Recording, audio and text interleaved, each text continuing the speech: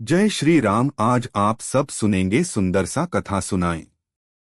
पौष शुक्ल पक्ष पुत्रदा एकादशी व्रत कथा और पारण व्रत तोड़ने का समय।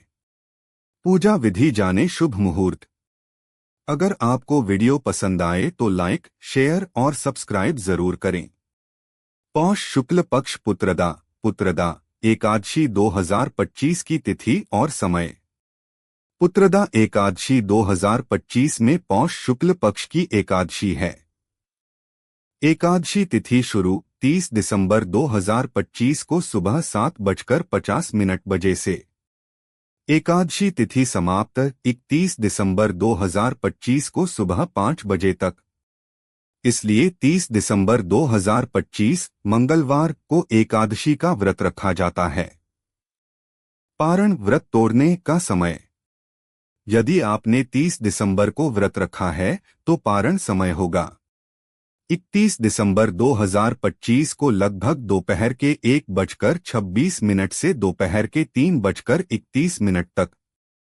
ध्यान दें कि पारण हीर वसारा हरिवसर समाप्त होने के बाद ही करें, सुबह के 10:12 के बाद और मध्याह्न समय में नहीं।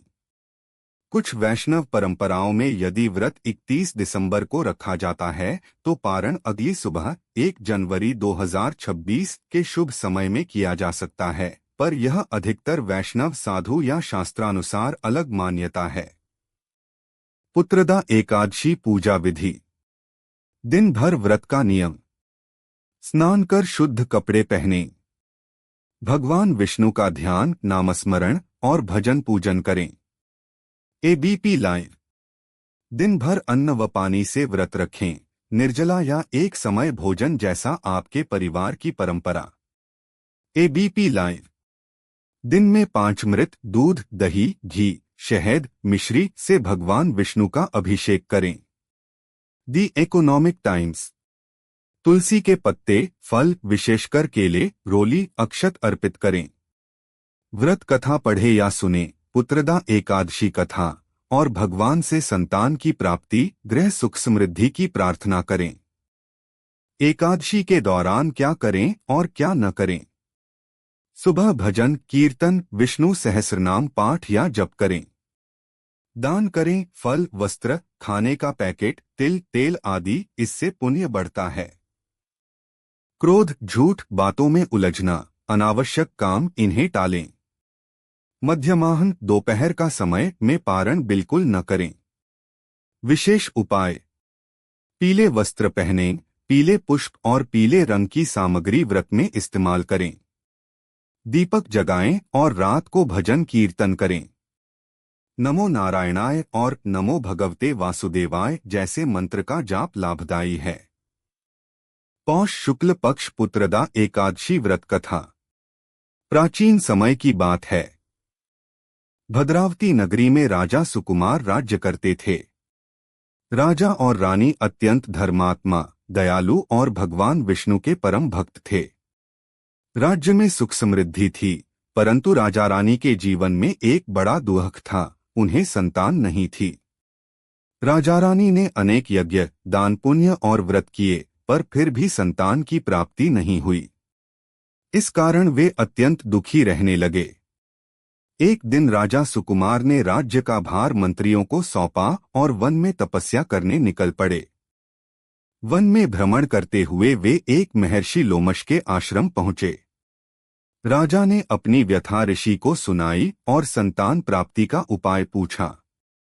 महर्षि लोमश ने कहा, हे राजन, पौष मास के शुक्ल पक्ष की पुत्रदा एकादशी का विधिपूर्वक व्रत करो। इस व्रत के प्रभाव से निःसंतान दंपत्ति को भी संतान की प्राप्ति होती है। यह व्रत भगवान श्रीहरि विष्णु को अत्यंत प्रिय है। राजा ने ऋषि की आज्ञा स्वीकार की और नगर लौट आए। राजा और रानी ने पौष शुक्ल पक्ष की एकादशी को पूर्ण श्रद्धा और नियम के साथ व्रत रखा। उन्होंने दिन भर उपवास किया, भगवान विष्णु की पूजा की, तुलसी दल, फल, फूल, दीपक अर्पित किए, रात में जागरण किया और विष्णु नाम का जप किया। अगले दिन द्वादशी को ब्राह्मणों को भोजन कराकर और दान देकर विधिपूर्वक पारण किया। भगवान विष्णु इस व्रत से अत्यंत प्रसन्न हुए और कुछ समय बाद राजा रानी को एक तेजस्वी गुणवान पुत्र की प्राप्ति हुई। पुत्र बड़ा होकर धर्मात्मा और प्रतापी राजा बना। तभी से यह एकादशी पुत्रदा एकादशी के नाम से प्रसिद्ध हुई। कथा का फल। जो भक्त श्रद्धा से पुत्रदा एकादशी का व्रत करता है उसे संतान सुख की प्राप्ति होती है, परिवार में सुख शांति बनी रहती है, पूर्व जन्मों के पाप नष्ट होते हैं, भगवान विष्णु की विशेष कृपा प्राप्त होती है। कथा सुनने या पढ़ने के बाद अंत में यह प्रार्थना करें, हे भगवान विष्णु, जैसे आपने राजा सुकुमार को पुत्र सुख दिया, वैसे ही हम सभी